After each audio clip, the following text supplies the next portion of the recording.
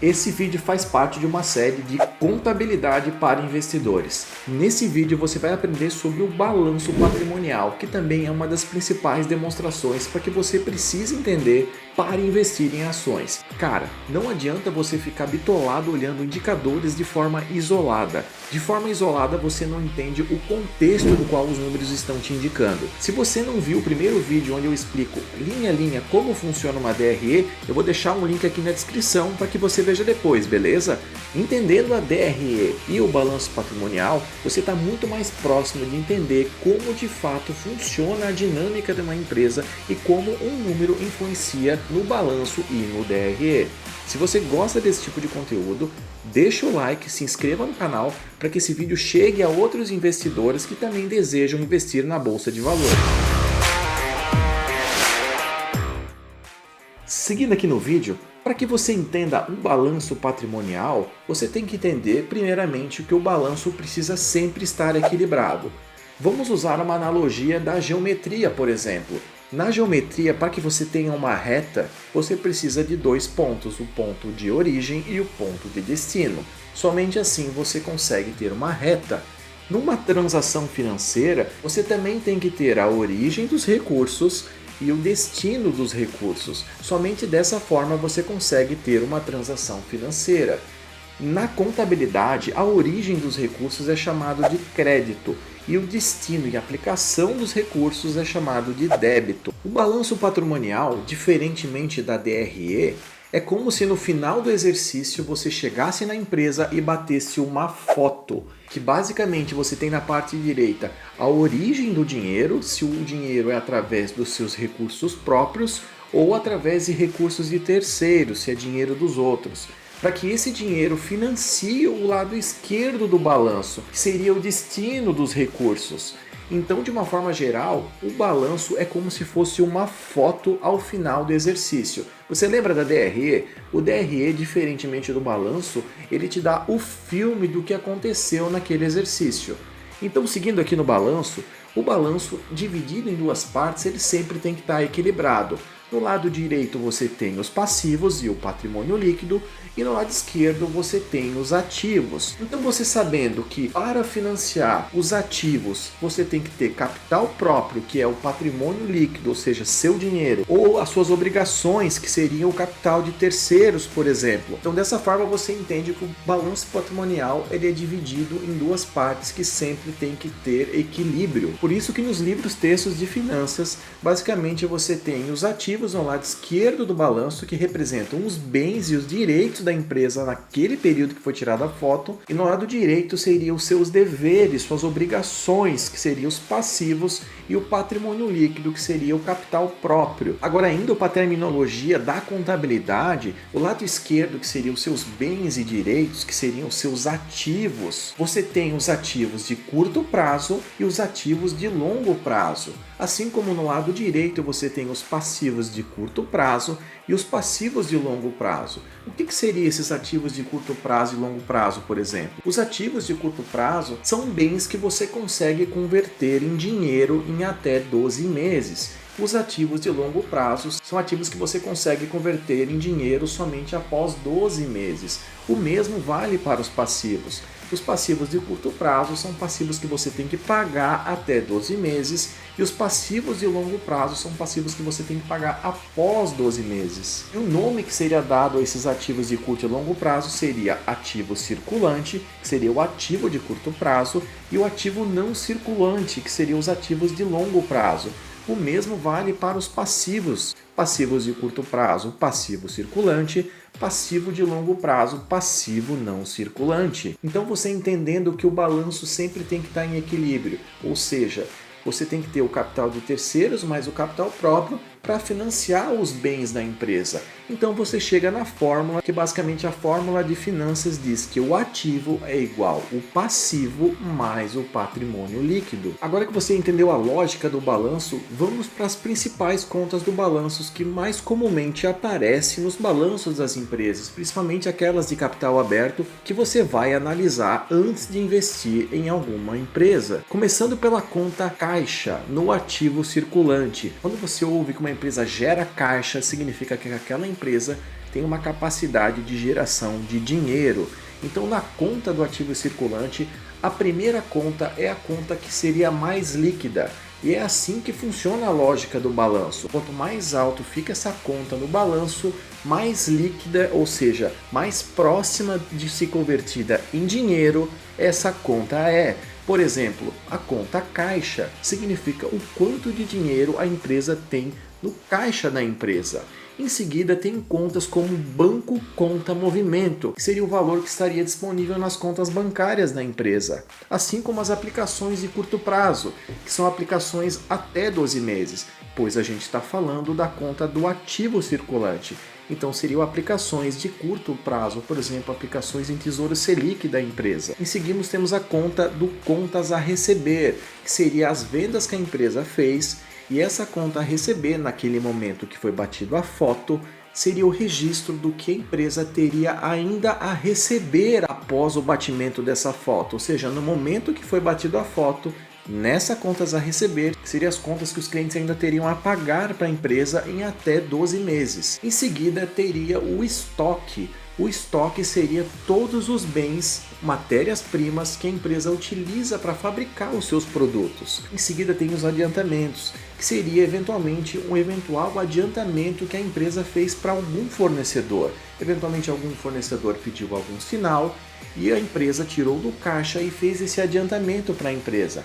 Então, no momento que foi fechado esse DRE, que foi batida essa foto, a empresa registrou que ela fez um adiantamento, porém ainda não recebeu a mercadoria. Por isso, dessa conta adiantamento. O mesmo vale para impostos a recuperar. Eventualmente, algum imposto que está sendo analisado por uma ação judicial, a empresa entende que esse imposto será recuperado ou através de um benefício fiscal, fica nessa linha impostos a recuperar. Assim como as despesas do exercício seguinte. Eventualmente tem alguma despesa que a empresa está pagando nesse exercício, mas que se refere ao próximo ano ou próximo trimestre. E por fim tem outros ativos circulantes, que são outras contas que a empresa coloca nessa classe de uma maneira geral. Indo agora para o ativo não circulante, que são bens que a empresa consegue converter em dinheiro somente após 12 meses. E aí a gente tem a primeira conta de investimentos. Eventualmente a empresa tem uma aplicação, mas é uma aplicação que está mais para o longo prazo, ou seja, a empresa não vai resgatar em menos do que 12 meses. Então essa conta de aplicações, que seria investimentos, seria no ativo não circulante. Em seguida tem o contas a receber, que seria contas de clientes de vendas que eventualmente a empresa vai receber depois de 12 meses. Criam contratos que a negociação seria de uma forma que a empresa recebesse depois de 12 meses, por isso registrado no ativo não circulante. Assim como a gente tem o imobilizado. O imobilizado são bens tangíveis, móveis, carros, terrenos, galpões, todos esses bens são registrados na conta imobilizado. Assim como a gente também tem os intangíveis. Intangíveis são licenças de software, por exemplo, ou marcas que a empresa possui e fica registrado nessa linha do balanço. E também temos a depreciação acumulada. A gente aprendeu lá na DRE que a depreciação é basicamente o gasto que as máquinas ou móveis ou ferramentas da empresa têm. A contabilidade, de uma forma geral, é sempre muito conservadora. Então ela registra essa depreciação para que a empresa saiba que no futuro ela vai ter que novamente comprar aquele ativo para repor o que for necessário para a fábrica. Indo agora para as principais contas do passivo circulante, começando por fornecedores. Os fornecedores basicamente são os que te fornecem os insumos para a sua fabricação. Então, as contas que você tem a pagar em até 12 meses para seus fornecedores ou para os fornecedores dessa empresa que você está analisando, fica registrado nessa conta no passivo circulante, assim como os empréstimos e financiamentos de curto prazo. Os empréstimos que venham a vencer em até 12 meses ficam registrados nessa conta no balanço. As obrigações sociais e trabalhistas daquele exercício, daquele ano, também fica registrado ali no passivo circulante. Os impostos a pagar também que você fatura das suas vendas também fica registrado no passivo circulante, pois também você tem que pagar ali no curto prazo. Assim como no ativo circulante, no passivo circulante tem também a conta outros passivos de curto prazo que a empresa pode registrar nessa linha. Indo agora para o passivo não circulante, a gente tem as contas a pagar que eventualmente a empresa tenha em depois de 12 meses, assim como os empréstimos em financiamentos, impostos a pagar, provisões, eventualmente a empresa tenha alguma ação com o seu jurídico que ela acredite que venha a perder. Então a empresa registra no seu balanço essa perda como uma provisão, mesmo que de fato ainda não tenha ocorrido. E assim como no ativo, no passivo circulante, tem uma conta de outros passivos de longo prazo. Indo agora para as principais contas do patrimônio líquido, começando pelo capital social, que basicamente é o dinheiro que os sócios colocam na empresa no momento da constituição dela. O capital social, quando uma empresa começa a operar, é o dinheiro dos sócios efetivamente. As ações em tesouraria geralmente são ações que a empresa compra no mercado e coloca nessa conta ações em tesouraria. Eventualmente a empresa está verificando que as suas ações estão muito depreciadas em bolsa e ela acha que é mais vantagem alocar capital comprando as suas próprias ações do que investir em outro projeto. Então ela coloca essas ações nessa conta. A reserva legal é aplicada para as empresas de capital aberto, que são as empresas SA que você vai investir em bolsa. Cerca de 5% do lucro líquido fica registrado nessa conta de reserva legal. A reserva de lucro é uma conta que eventualmente os sócios queiram deixar para um investimento futuro, assim como reservas de capitais. Eventualmente os sócios querem aportar mais capital para algum projeto, essa conta fica registrada como reservas de capital. Uma conta também muito importante é ajustes na avaliação patrimonial. Imagina que uma empresa tem um terreno lá de 1995, só que agora em 2023 esse terreno de 100 mil lá de 1995 vale hoje praticamente R$1 milhão, por exemplo. Então esse ajuste é feito nessa conta, ou seja, ao longo do tempo os bens que eventualmente sofram valorização são ajustados através dessa conta de ajustes à avaliação patrimonial. E a última conta é lucros e prejuízos acumulados. Ao longo dos exercícios, a empresa vai tendo lucro ou prejuízo, melhor que seja lucro, e esses resultados são imputados exatamente nessa conta do patrimônio líquido, nomeada como lucro e prejuízos acumulados. Então, seguindo agora, ainda falando do balanço patrimonial e da DRE, esses dois demonstrativos acabam se conectando. Mas de que forma eles acabam se conectando? Eles se conectam através do lucro líquido contido na DRE. A empresa ela vai executando as suas operações durante o exercício e no filme demonstrado pela DRE vai dar o resultado daquele exercício.